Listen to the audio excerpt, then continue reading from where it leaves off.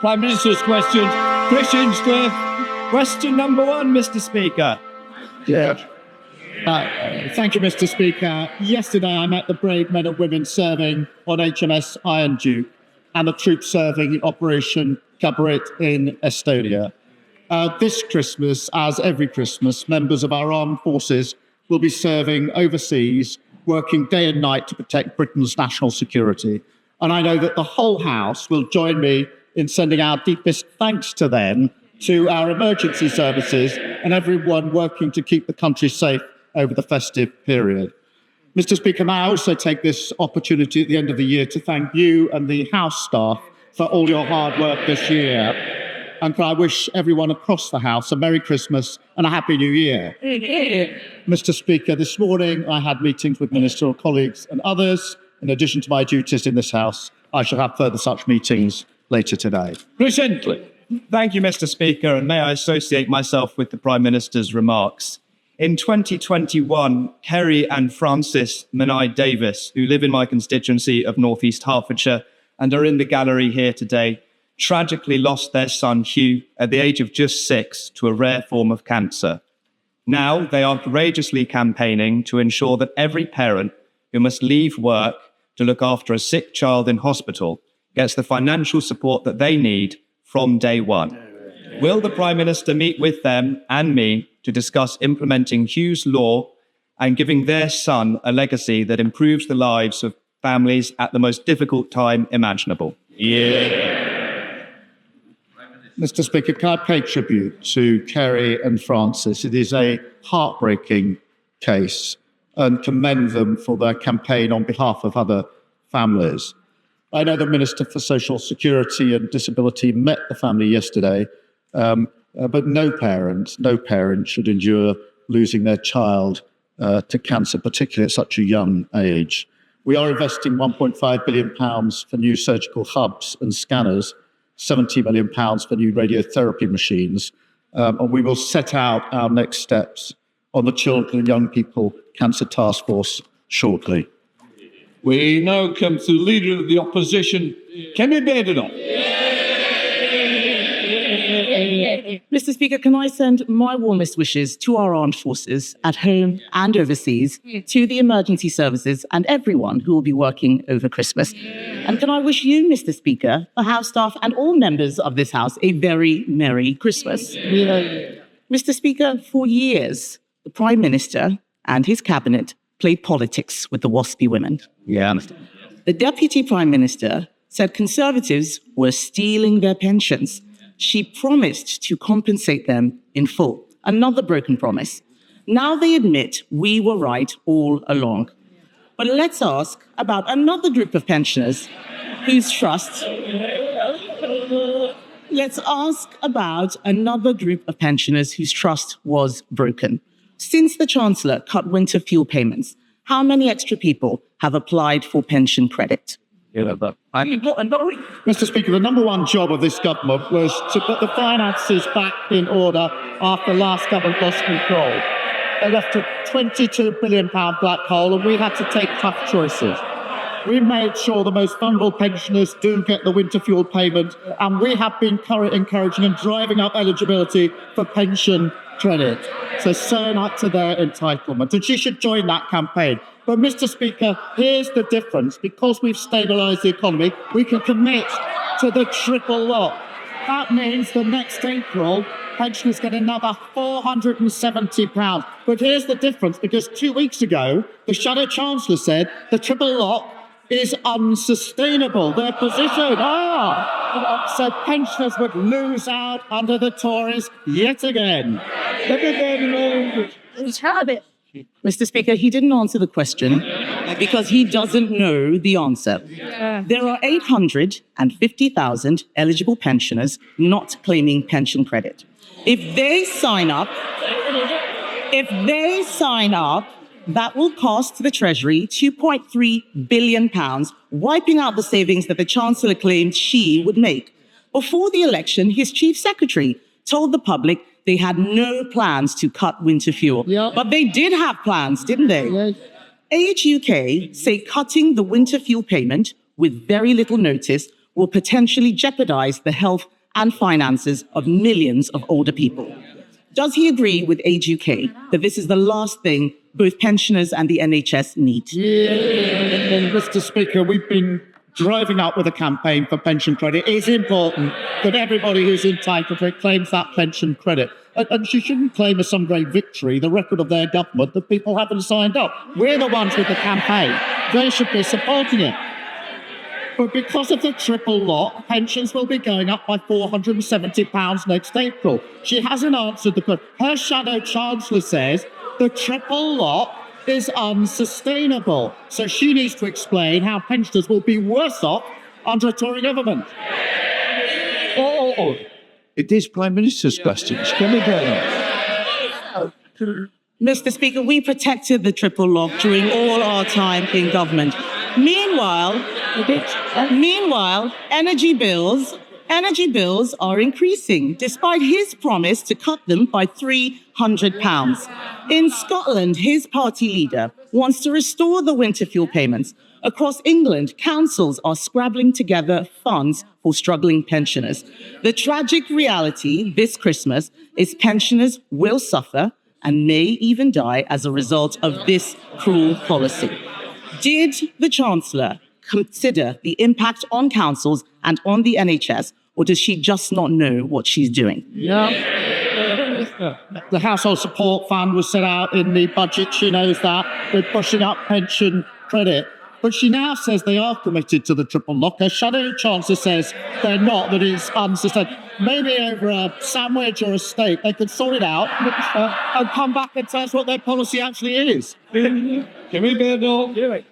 Mr. Speaker, the Prime Minister needs to misrepresent me to make his point. I don't need to misrepresent him to make my point. Yes.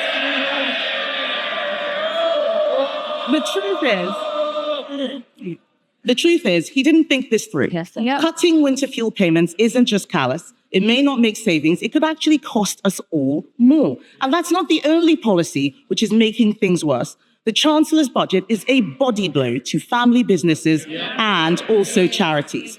Marie Curie have warned that Labour's budget will cost them nearly £3 million a year. This is a cancer charity saying they have no option but to reduce services. Did the Chancellor tell the Prime Minister that her jobs tax was going to hit charities? Mr. Speaker, she's asked 3 questions about winter fuel with a leaving out. I'll come to that. But she's changed her mind on this. She used to say that the payments were a dead weight. She said there are members of her constituency who didn't need it. And they all stood in 2017 on a manifesto, a Tory manifesto that committed to getting rid of the universal winter payments for pensioners. So we can see what their real commitment is. As for the budget, we're driving up productivity. So, I don't have to ring your mother. Prime Minister. Mr. Speaker, we're driving up productivity, prosperity and living standard. That's a pay rise for the 3 million who are the lowest paid. They should welcome that. A pay rise for those working in the NHS and better than expected wage growth just before Christmas. While Unite's all three, delivered by Labour, opposed by the Tories. Mr. Speaker, I don't know what world he's living in. The economy is shrinking, and they did not think this jobs tax through or who it would impact. Another area affected is the hospice sector. Hospices believe the budget will cost them an extra £30 million. Yesterday, Conservatives voted to exempt social care, nurseries, charities, and hospices from their jobs tax. Labour voted this down. So can the Prime Minister at least agree to fund hospices so they can continue their invaluable work helping people at the end of their lives? Mr. Speaker, we put a record amount into the NHS in the budget to deal with the problem that they left. So we'll set out the funding arrangements for hospitals in the new year. But it's the same old, same old. They want all the benefits. She said to herself, she wants all the benefits from the budget, but she doesn't want to pay for any of them. That's what got us into the problem in the first place. Mr. Speaker, I did not hear a commitment there to help hospices, which is a shame. The truth is This winter, people will be suffering because of his choices. The economy is shrinking, inflation is going up, and jobs are being lost because of his budget. Pensioners won't be able to heat their homes because of his government's decisions. They raise people's hopes, but then smash them with broken promises. And now we learn that he is about to give away our hard-won Brexit freedoms. Mr. Speaker.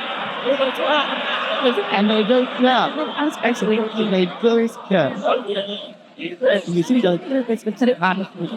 all right. Mr. Speaker, now we learn he is about to give away our hard-won Brexit freedoms. The truth is, they are punching the British people in the face, literally in the case of one of his MPs, and he will pretend that this is about the past. But we all know these are his choices, bad choices. If he's looking for a New Year's resolution, why doesn't he start with telling the truth? Utter it now. £22 billion black hole left by now.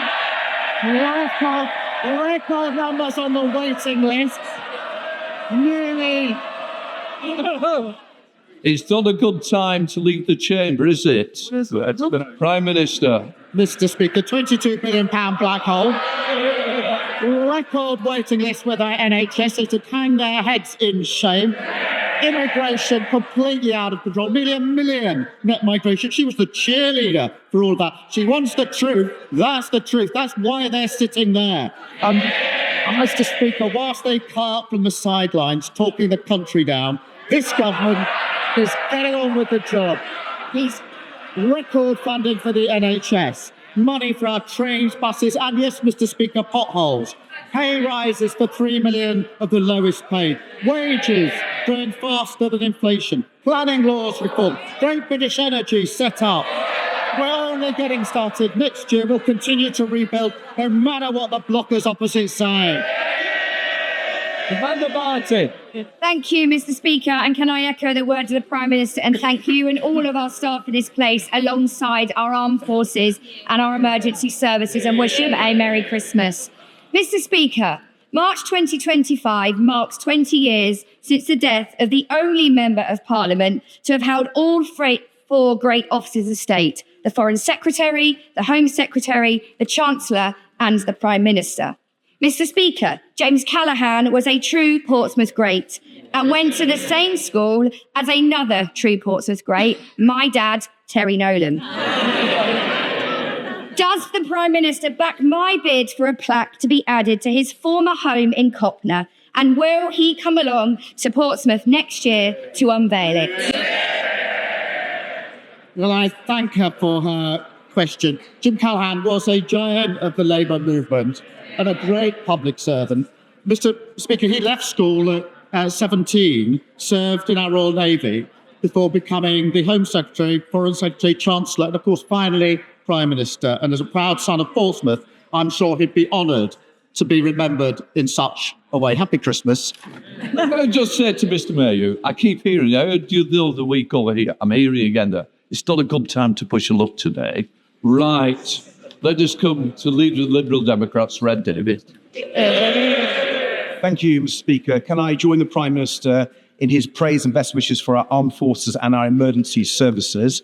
And can I join others in wishing you happy Christmas, Mr. Speaker, and all the staff of the Commons, and indeed everyone across this House. I'm coming to sing in a minute. Mr. Speaker, I've had the great joy of spending time recently with some amazing young people from the Bath Philharmonia Young Carers Choir. They're a brilliant example of the power of music to make a difference in young people's lives. One member of the choir, Caitlin, has even developed a special new project to spread the joy of music to young people in our schools and communities. So will the Prime Minister meet Caitlin to hear more about her exciting project and work with us and others to support music in our schools and communities? Well, Mr. Speaker, I welcome his comments. And as you will know, today we're introducing the landmark Children's Wellbeing Bill to enable all children to succeed, including young carers. That increased the pupil funding premium to over £2.9 billion, which can be used to support pupils with identified needs. And that, of course, includes carers. And now young carers are on the school census, as he knows, that's since 2023. They have greater visibility and schools will be better able to identify and support them. Mr. Speaker, he talks of singing. There was carols outside our front door on Monday, and my family was surprised to see the Right Honourable Gentleman, shamelessly plugging his song. We have strict rules about antisocial behaviour, but in the spirit of the season, I simply say Happy Christmas. Red David. Well, happy Christmas, Prime Minister. Can I thank him for allowing the Young Carers Choir to sing outside number 10? I hope he and the staff enjoyed it. Our song is called Love Is Enough. But the hard truth is, for many young carers and young adult carers, actually love is not enough. These amazing young people need real action to help them with the challenges they face. So in addition to the measures that the Prime Minister just talked about, will he support the Carers Trust's Young Carers Covenant to make sure across government, across local authorities, we are supporting these young people with all the support they deserve? We should support these young people, and we continue to work across the sector to ensure all schools identify, support and record data on young carers. And of course, Mr. Speaker, we boosted the carers allowance in the budget, but I agree with him in relation to these young carers. Thank you, Mr. Speaker. Can I associate myself with the remarks of the Prime Minister in wishing everyone a very happy Christmas this year? For many in my constituency and indeed across the country, particularly those in temporary accommodation, it won't be a happy Christmas. On the Tories' watch, temporary homelessness more than doubled. So what is the government doing to support families and children living in temporary accommodation, particularly this season? Well, she's right about the appalling inheritance, which included record numbers sleeping rough, almost 160,000 children living in temporary accommodation. Speaker, we're delivering nearly £1 billion into councils to tackle homelessness, including increasing funding in Bolton over the next year. That includes dedicated support with housing, with mental health, and with employment. But we're also committed to tackling the root causes, and that's why we're building 1.5 million new homes and abolishing Section 21 no-fault eviction, something they said they were going to do and repeatedly failed to do. Ben Lake. In 2022, the Prime Minister supported calls for fair and fast compensation for 1950s women impacted by the changes to the state pension. And yet, just yesterday, his government rejected those same calls out of hand. Mr. Speaker, is this what the Prime Minister meant when he promised to lead a government of change? Mr. Speaker, this is a serious issue. Between 2005 and 2007, there were, I think, a 28-month delay in letters to women born in the 1950s about changes to pension age. That was unacceptable, and it was right that the government apologised for that. In 2011, the former Chancellor, George Osborne, then accelerated those changes with very little notice. That equally was unacceptable, and Labour opposed it at the time. It is a serious issue. It's a complex issue. The research, as he knows, shows that 90% of those impacted knew about the changes that were taking place. And I'm afraid to say the taxpayer simply can't afford the tens of billions of pounds in compensation when the evidence does show that 90% of those impacted did know about it. That's because of the state of our economy. Brady. It's good to you. Thank you, Mr. Speaker. Recent data shows that almost 11,000 Scots have been waiting for hospital treatment for over 2 years after referral. The equivalent number in England is around 113. Would the Prime Minister agree with me that this shows the catastrophic damage the SNP government have done to the Scottish NHS? Well, he's right when he says the SNP is letting down patients in Scotland. as the Scottish Auditor General says, greater leadership is needed in the Scottish NHS. Waiting list targets are being missed. Spending on agency staff is skyrocketing. And delays to patient discharge are hitting record level. They seem to be proud of that appalling record. We've provided the money, they've got the powers, they've run out of excuses. Blake Stevenson. Thank you. Thank you, Mr. Speaker. Since the summer, thousands of commuters using Harlington and Flitwick stations have had to put up with nearly 8% of trains being cancelled in the evening peak, and nearly a third of trains that do arrive are more than 5 minutes late.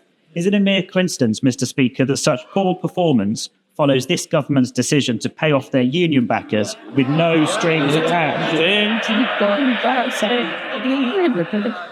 The trains and all travel was in an appalling state under the last government. We're clearing that up and fixing it. They should be welcoming that. Thank you, Mr. Speaker. The Parliamentary Ombudsman concluded that an injustice was done to 1950s born women. It ruled that they are owed compensation, and as Parliament intervened to deliver justice. In my constituency of Liverpool, West Derby, I have more than 5,000 women affected. Alongside a great many members in this House, I believe these women are owed compensation for the injustice done to them at the hands of the state.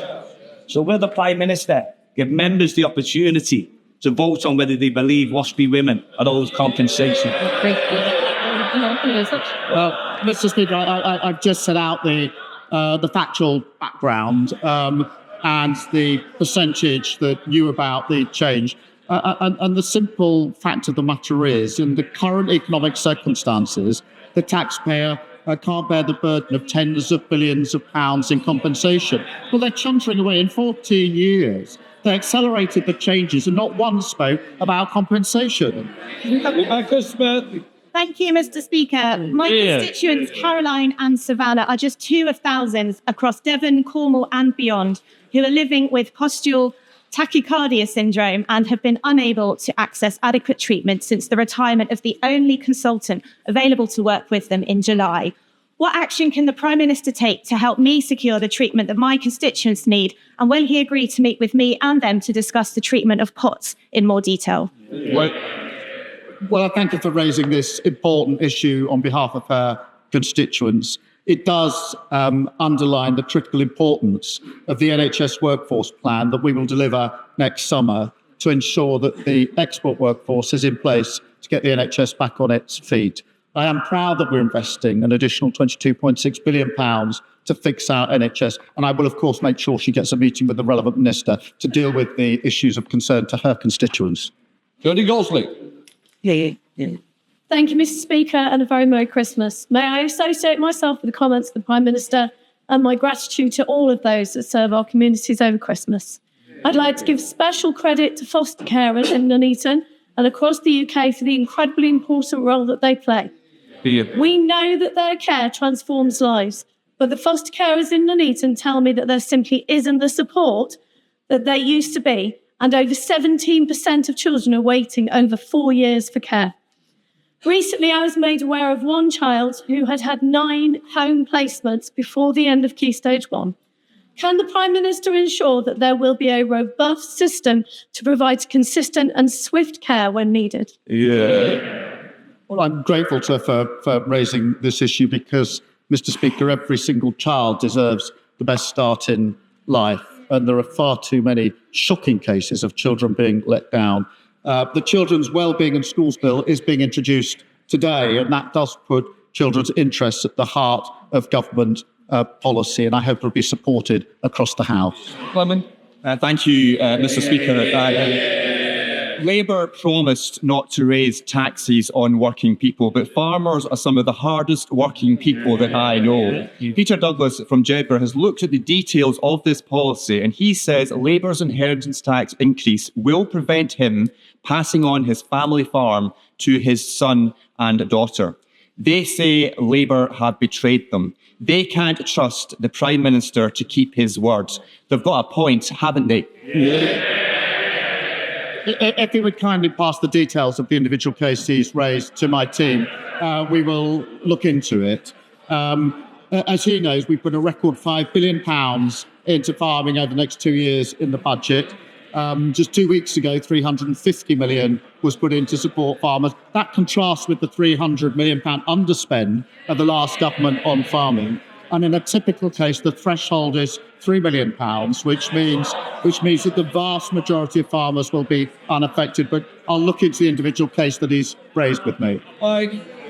Thank you, Mr. Speaker. I recently spoke to a man in Worksop whose son's arm was badly broken when he was knocked off his bicycle by an off-road biker speeding on the pavement. Dressed in black, no number plate, totally unidentifiable. The young boy no longer goes out to play.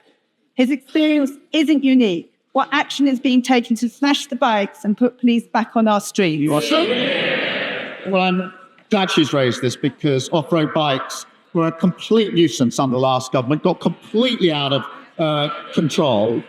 But we're introducing new respect orders to crack down on off-road bikes, strengthening police powers in relation to dealing with this big problem that got out of control under the last government. We will also deliver 13,000 more neighbourhood police to ensure that we keep control of our streets, something was lost under the last government. Thank you, Mr. Speaker. Last week, the Royal Borough of Windsor and Maidenhead announced plans to hike council tax by an unprecedented 25%. This would require the government's permission. Does he agree with me that this outrageous request should be rejected, that the borough might be a candidate for accelerated local government reorganisation, and my constituents should not be footing the bill for the persistent weak financial control and political failure locally? Well, thank him for raising this issue on behalf of his constituents. We are, as he knows, committed to fixing the foundations of local government and keeping taxes as low as possible for working people. The budget announced real terms increase for local government with over £4 billion of added funding. And so we will put that support in place, and he's right to raise this issue. Speak briefly. Thank you, Mr. Speaker. We have in our NHS many brilliant emigre and refugee surgeons from the greatly troubled Middle East. And I've been privileged to work alongside some of them, Iran, Iraq, and now, as we think, especially of Syria. What practical measures can the UK take to help ensure that Syria now has the best chance of becoming an open society and the second functional democracy in the region? Well, I thank you for drawing attention to the people of Syria and to the health workers of all backgrounds who do vital work in our NHS. The fall of Assad's brutal regime is to be welcomed and should be welcomed, but we must be cautious about what comes next. We've provided £50 million of extra support to vulnerable Syrians, and I've spoken to G7 leaders to work towards a Syrian government that respects international law, universal human rights, and protects all citizens across all sectors. Thank you, Mr. Speaker. Dave Dougal.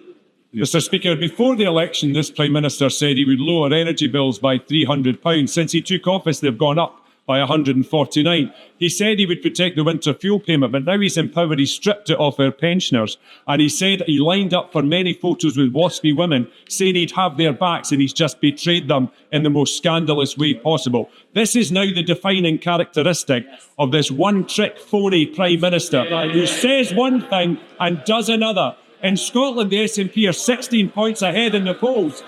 Does he understand?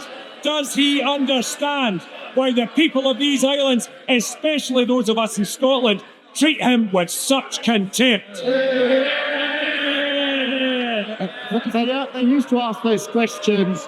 They used to ask those questions from this sort of area with very many MPs not so long ago. That all changed in July, and he's now clapping from right up there. We can hardly hear him. Debbie Abraham. Debbie Abraham. Thank you so much, Mr. Speaker. I'm sorry I couldn't hear you over the hubbub. First of all, can I wish you a very Merry Christmas, and all colleagues across the House a very Merry Christmas, and especially the House staff. And also, I associate myself with the remarks thanking emergency services and our armed forces for their service. Mr. Speaker, Christmas is a time for peace and goodwill, given there are more conflicts now than at any time since World War II, and that all wars end with a peace. What is the Prime Minister's resolution to work with others for a more peaceful world in 2025? Well, Mr. Speaker, can I thank her for her question? And I'm sure colleagues across the House support the values of the Parliamentarians for Peace, which I know she is involved with, and their work to support human rights across the globe. And that is the sentiment, I think, that we take into this festive period. Thank you. Richard Ford. Thank you, Mr. Speaker. And it was good to hear that the Prime Minister visited British soldiers in Estonia yesterday before they have to spend Christmas away from their families. We would all like to see a lasting peace emerge for Ukraine in the new year. But Putin may take any deal brokered by Trump as a break in which to re-equip and rearm. What will his government do to deter Russia from restarting its imperial war of aggression following any peace deal? Well, can I congratulate him on his appointment to the Intelligence and Security Committee and thank him for raising the question of our troops in Estonia who will be there over Christmas without their families. And they're right on the front line with a very clear sense of purpose as part of our NATO contingent, and we thank them. He's right that we must continue to support Ukraine, and that was the subject of our discussions in Estonia yesterday. Make sure Ukraine is put in the strongest possible position, whether in negotiations or not, and be absolutely clear that this conflict could be ended straight away if the aggressor, Russia, backed off. Mother of the House, Diane Abbott. The WASPy women fought one of the most disdained and passionate campaigns for justice that I can remember, year in, year out. We did promise them that we would give them justice. I understand the issue about the cost, but does the Prime Minister really understand how let down WASPy women feel today? I do understand the concern. Of course I do. I set out the history, Mr. Speaker, but the research is clear that 90% of those impacted did know about the change. And in those circumstances, the taxpayer simply can't afford the burden of tens of billions of pounds of compensation. But I do understand the concerns. Will Falster. Mr. Speaker, I know the Prime Minister is aware of the case of my constituent, Zara Sharif, who was brutally tortured and appallingly murdered by her father and her stepmother. I want Zara's legacy to be one where she's the last vulnerable child to be killed by people that should have looked after her. Will the Prime Minister ensure that an independent inquest and review is taken into Zara's death and it's held immediately in the new year so we can learn why public authorities failed, so we can ensure that it never happens again? He rightly raises this absolutely harrowing case. And it is important that all the lessons are learned. There is an independent process going on, but we must be clear about overhauling children's social care to keep young people safe and looking again about the framework for homeschooling, amongst other things. So we need to learn those lessons. We are taking steps. There is a process going on at the moment. I'll update the House in due course. Alan Strickland. Thank you, Mr. Speaker. Can I thank the Prime Minister for the leadership he has shown in securing the £500 million deal to secure the future of the Hitachi rail factory, my constituency. A factory left in the lurch by the party opposition for years. And will he agree with me that what we also need is a long-term plan for our proud high-tech rail manufacturing to drag it out of the mire it was left in by the Tories? Thank you for that question. They really shouldn't groan. I went up to the Hitachi factory earlier this year before the election. The workforce were extremely anxious about the situation because they feared that there would be a gap between contracts. This is a gap. This might mean people aren't going to get laid off, and he's chuntering from a sitting position, unable to understand the impact on working people. Mr. Speaker, the workforce were extremely anxious about the situation when I saw them, because they knew if their colleagues were laid off, then that would be bad for their colleagues in their community, and it would mean that they might go and get other jobs and not be able to come back if there was a new contract. I said then that I would do everything I could to ensure that we filled that gap, and I'm very pleased that just the other week we were able to say that there's a contract, and I went back up there to speak to the same workforce, and I can say they were very pleased that they don't now have those anxieties. They should be ashamed of their chuntering.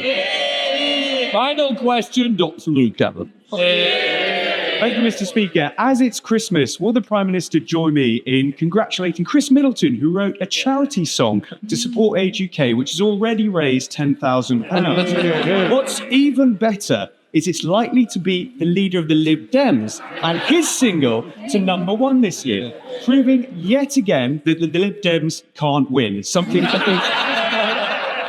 I hope we can both agree on.